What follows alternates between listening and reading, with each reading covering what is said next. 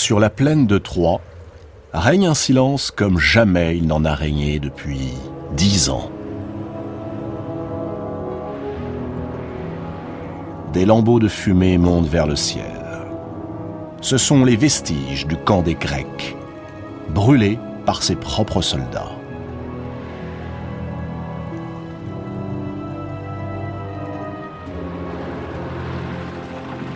La flotte d'Agamemnon, la plus grande flotte jamais assemblée, a disparu. L'horizon est vide.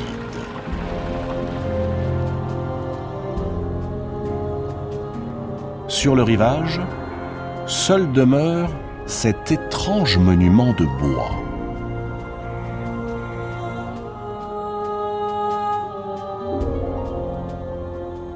Un cheval gigantesque, abandonné. Après les funérailles faites à Hector, le fils aîné du roi Priam, et alors que l'armée troyenne s'apprêtait à la bataille, les Grecs ne se sont pas présentés sous les hautes murailles de Troie. Et depuis, ils sont introuvables.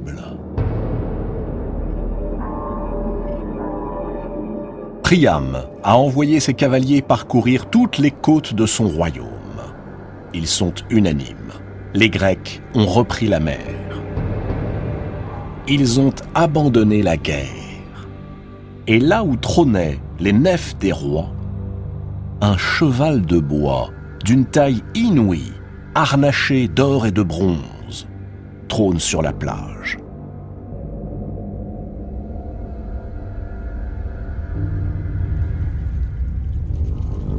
Priam ne sait s'il doit se réjouir ou s'inquiéter. Que signifie cette volte-face et ce cheval de bois? Le vieux roi ordonne que l'on ouvre les portes. Il sort, accompagné par les principaux notables de Troie, et se rend jusqu'au camp dévasté de ses ennemis.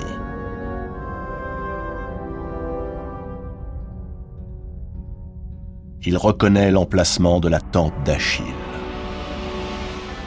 À l'endroit où il recueillit la dépouille martyrisée de son fils Hector, se tient maintenant ce cheval.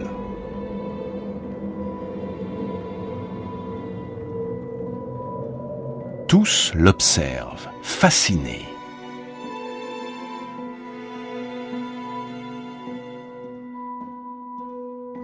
Mais déjà, les questions se bousculent. Que cache cet étrange ouvrage sculpté de bois? Est-ce une ruse des Grecs? Une offrande à quelque divinité protectrice? Cassandre, d'une voix blanche, suggère que l'on y mette le feu sans plus attendre, ou qu'on le jette à la mer. Ce cheval de bois est piégé.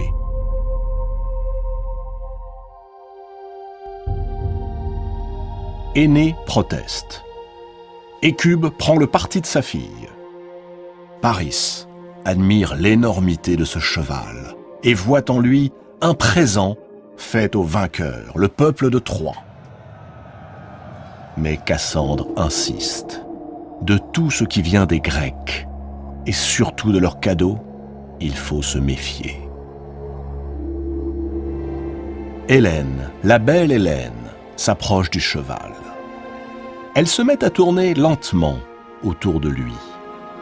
À 3 reprises, elle prononce des noms de femmes, les noms des épouses des guerriers grecs, séparés des leurs depuis 10 ans. Pénélope, épouse d'Ulysse. Clytemnestre, épouse d'Agamemnon. Égialée, épouse de Diomède. Et toutes celles dont elle eut jadis à connaître le nom, lorsqu'elle était elle-même épouse de Ménélas. Elle espère que l'un d'entre eux, s'il lui a pris l'idée perfide de s'enfermer dans la carapace de bois, sera trahi par l'émotion en entendant ce nom. Mais seul le silence répond à la litanie d'Hélène. Cassandre saisit alors une lance des mains d'un des soldats troyens et la tend à Énée.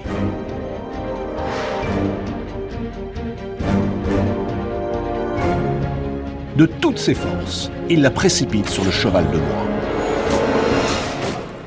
À l'intérieur du cheval, les guerriers grecs s'accrochent aux poutres, impassibles.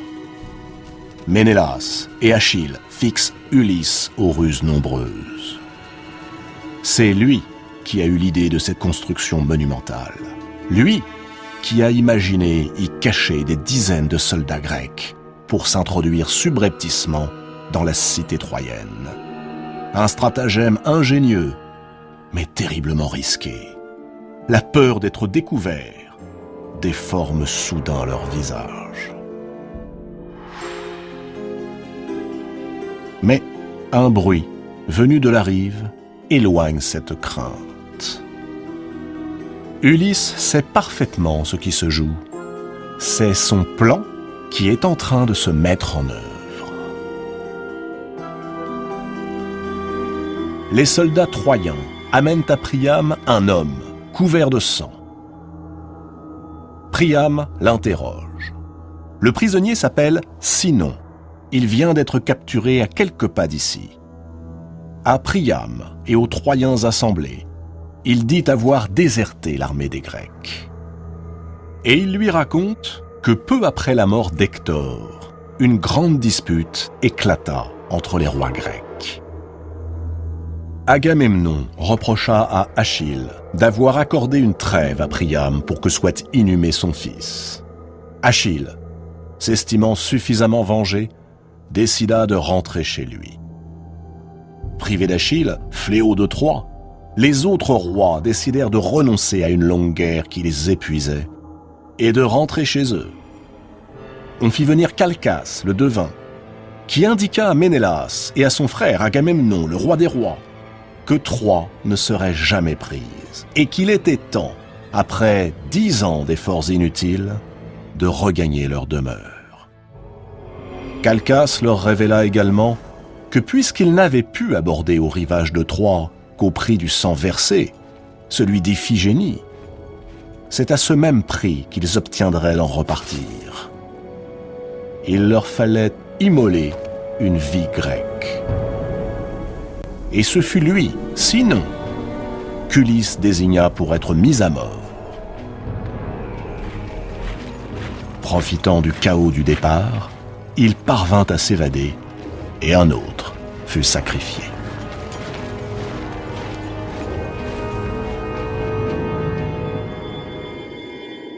Priam écoute, attentif. Soit. Et ce cheval ? Sinon, tremblant, poursuit son récit. Les vents refusèrent de se lever. Alors, Ulysse, protégé de la déesse Athéna, vit en songe qu'il fallait offrir aux dieux un présent digne de leur grandeur. Un cheval magnifique et aussi haut que la plus haute muraille de Troie. D'ailleurs, précise Sinon, si les Grecs l'ont fabriqué ainsi, l'élevant jusqu'au ciel, c'est pour empêcher les Troyens de le faire entrer dans leur cité, car l'oracle est formel. Si les Troyens profanent cette offrande à Athéna, ils s'attireront les foudres de la déesse de la guerre. Mais s'ils parviennent à la faire monter dans leur ville, alors ils seront un jour les conquérants de toute la Grèce. Priam se met à rêver. Ainsi, les Grecs ont préféré le déshonneur à la gloire et voguent vers leur palais de l'autre côté des mers. Les dieux sont donc avec les Troyens désormais. Peut-être même méditent-ils la revanche de Troie sur le royaume d'Agamemnon. Il faut s'attirer leur grâce. Pour Priam, plus aucun doute n'est possible, les dieux qui hier combattirent Troie, demain lui offriront la victoire. le roi proclame qu'il faut sans plus tarder tirer le cheval jusqu'à la cité, ériger un nouveau temple à Athéna et implorer sa puissance afin de concilier ses faveurs. Et bientôt, d'en finir avec l'arrogance des Grecs. Que l'on fasse entrer le cheval dans Troie.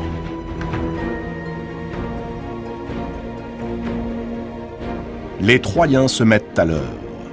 Ils glissent sous les sabots du cheval des roues et des poutres, tendent à son col des cordes d'étoupe. Pour que la machine fatale puisse franchir les murs, on doit les abattre par endroits.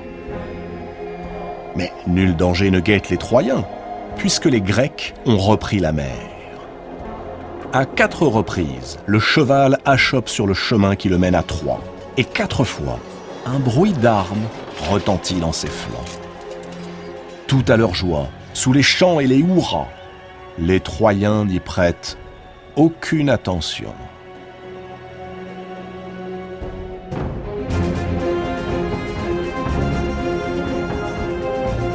Voici le monstre installé au cœur de la ville. On danse dans les rues. D'un feuillage de fête, on couronne les temples des dieux et les palais des princes. On boit jusqu'à rouler par terre.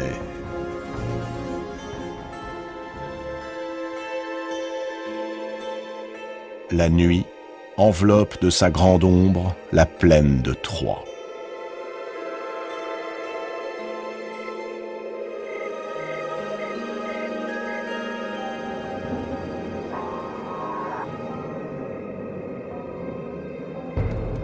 Le sommeil a gagné tous les habitants. Un homme s'approche du cheval. C'est Sinon, le déserteur qu'Ulysse prétendait mettre à mort et que Priam, en son grand cœur, a accueilli parmi les siens. Il escalade l'une des jambes de la machine. Puis, il actionne une planche et dévoile une trappe secrète. En un instant, Ulysse et ses compagnons sont aux portes de la ville.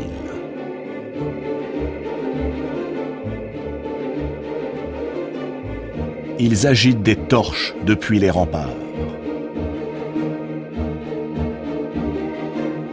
Et si les Troyens avaient maintenu leurs soldats le long des côtes, ils auraient vu, effarés, les nefs d'Agamemnon et de Nestor, d'Ajax et de Diomède, voguer en bon ordre depuis l'île de Ténédos, à travers la complicité muette d'une lune silencieuse.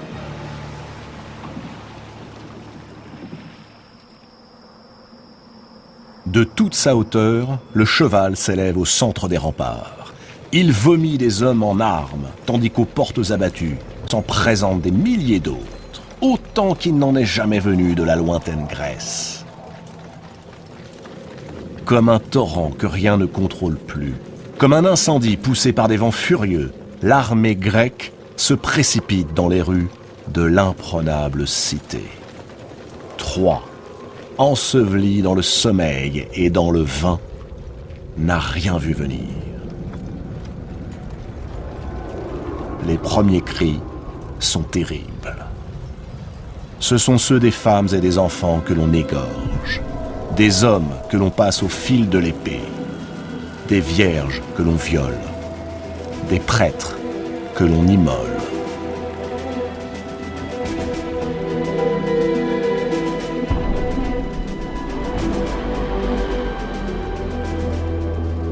Agamemnon l'a juré, pas de quartier pour les fils et les filles de Troie.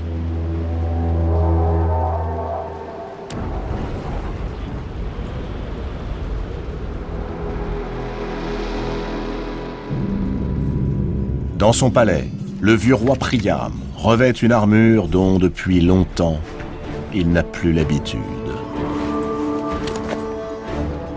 Il boucle à sa ceinture une épée inutile et affronte la meute qui envahit ses appartements. En vain. On le désarme, on le saisit par les cheveux, On le traîne dans la cour, puis on lui tranche la gorge au pied même de l'autel de Zeus. Le massacre continue. Impitoyable.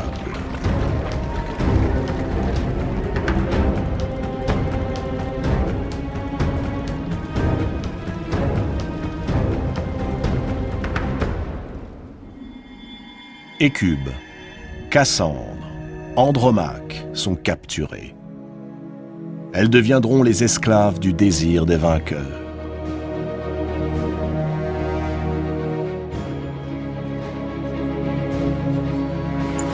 Ménélas, le glaive à la main, remue le palais de fond en comble.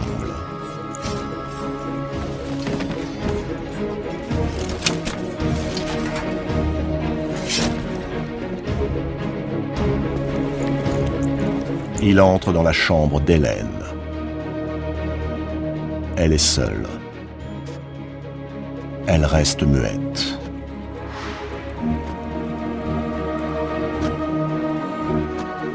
Dix ans se sont écoulés depuis qu'elle a quitté son époux et Sparte. 10 années pendant lesquelles le sang n'a cessé de couler pour elle. L'épouse infidèle ne montre aucune peur. Elle semble presque soulagée. Lentement, la belle Hélène dénude sa poitrine, prête à accueillir la mort.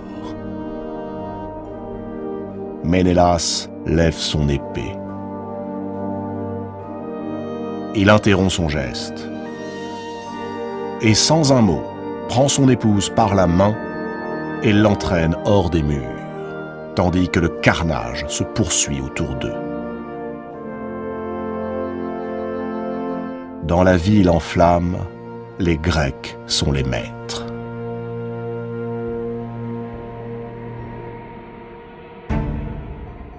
C'est alors qu'Achille, broyeur de guerriers, couvert du sang de ses victimes, pénètre à son tour dans l'enceinte du palais de Priam.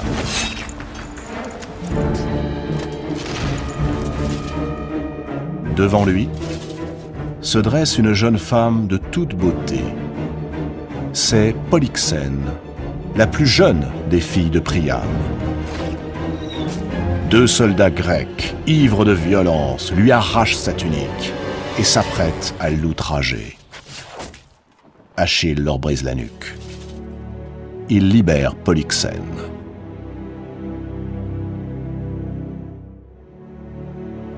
Il la contemple dans toute son éblouissante beauté. Lui revient alors ce rêve qu'il faisait si souvent. Lui, Achille, au bras d'une femme à la beauté semblable à celle de Polyxène, au milieu d'enfants, heureux, chez lui. Et si, au fond, il était fait pour vivre pareille vie? Avec cette femme qui le fixe avec admiration, peut-être avec désir.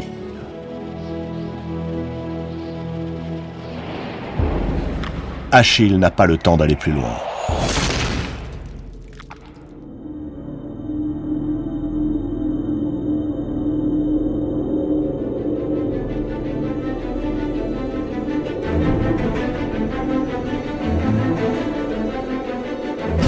Caché derrière un rempart, Paris, à l'arc recourbé, enrage. Il avait pourtant bien visé, le dos d'Achille, là, juste devant lui. Mais la flèche, au dernier moment, a mystérieusement dévié sa trajectoire. Elle est allée se planter dans le talon d'Achille. Ce que Paris n'a pas vu, ce que nul mortel n'a pu voir, c'est que le dieu Apollon, témoin du massacre qui ensanglante sa ville, a dévié le trait. Mais ce n'est pas une simple blessure que Paris, par la grâce d'Apollon, vient d'infliger à Achille. Apollon, seul, connaît le secret du grand guerrier grec. Lui seul semble savoir que dans son désir de rendre son fils invincible, sa mère, Thétis, le plongea enfant dans l'eau du Styx, le fleuve des enfers. L'eau du Styx a le pouvoir de rendre invulnérable. Mais seul le talon par lequel Thétis tenait l'enfant ne fut pas baigné par l'eau aux vertus prodigieuses. Et c'est par lui, ce talon, qu'Achille, aujourd'hui, se meurt.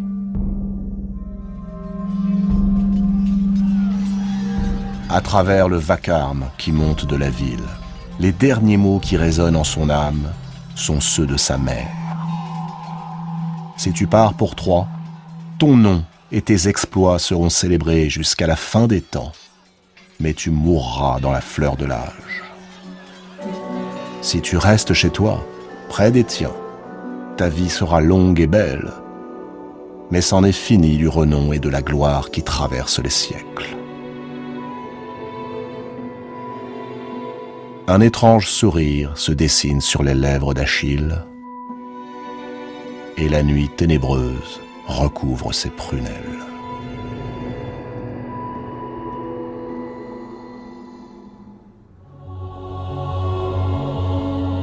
Zeus contemple Troie consumée par le feu. Dans quelques jours, plus une pierre ne subsistera de l'orgueilleuse cité bâtie par Apollon et Poséidon, défendue par Priam et le vaillant Hector.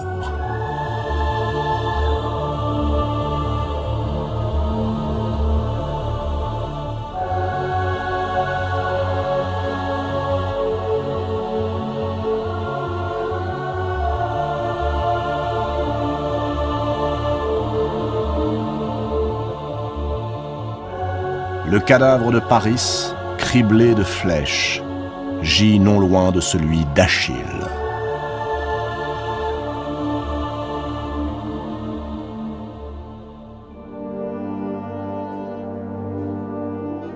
Du haut des murailles, on lance aux chiens et aux vautours les nouveau-nés. Parmi eux, Astyanax, le fils d'Hector. Les temples des dieux ruisselle de sang.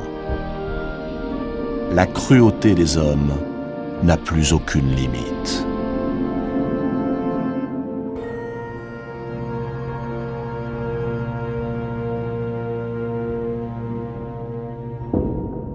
Zeus médite en silence, et jamais il n'a été si inquiet. Dieux et déesses se déchirent. Sur l'Olympe, comme sur la terre, la haine a remplacé la concorde. Les hommes ne respectent plus ni les dieux, ni la piété. Ceux qui restent des Troyens, quelques pauvres hères fuyant la ville, au rang desquels Énée, portant son père sur son dos, renient leur foi. Et les vainqueurs, malgré la mort d'Achille et de tant des leurs, se croient désormais si glorieux qu'ils se prennent pour de nouveaux dieux. Zeus regarde le monde qui sort de cette guerre, et il comprend que les hommes ont voué les dieux à la solitude et à la mort. Il sait que les hommes contribuent à la puissance des dieux en se prosternant devant eux. Que la foi des hommes s'éteigne et les dieux disparaîtront. Car les dieux vivent de cette foi. Ils lui empruntent leur force et leur pouvoir. Une ère nouvelle commence. Qui se souviendra des dieux de l'ancien monde ?